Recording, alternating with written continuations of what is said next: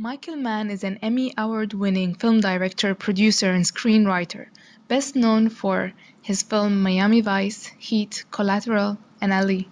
Mann has a high-achieving nature which was there from a very early stage. He was born in a working-class neighborhood in Chicago.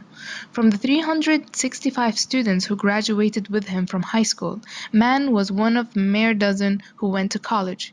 He majored in English literature at the University of Wisconsin, but during a film history course he had taken for fun, thinking it would be an easy course credit, a screening of J.W. masterpiece Joyless Street left him awestruck.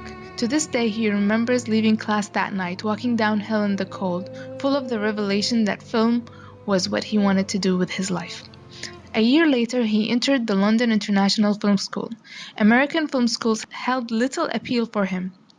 These were too academic, while he wanted a practical training. Mann was also opposed to America's conflict with Vietnam, and an education in Europe was an attractive alternative. The two-year program in England gave him a solid technical grounding as well as an intensive environment which encouraged experimentation and personal exploration.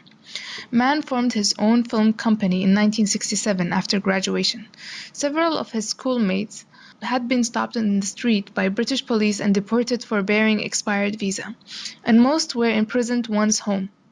Mann faced a comparable likelihood of prison or military service if he were deported to the US at the height of the Vietnam War.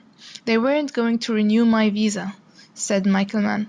"I couldn't get a job because of work restrictions against foreigners. I had like £8 to my name, but you could register a business name for £5 5 shillings. So I became Michael Mann Production.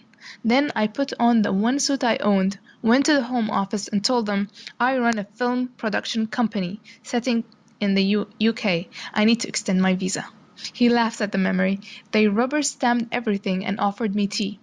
To promote the British film industry, a number of Hollywood films were shooting in the UK.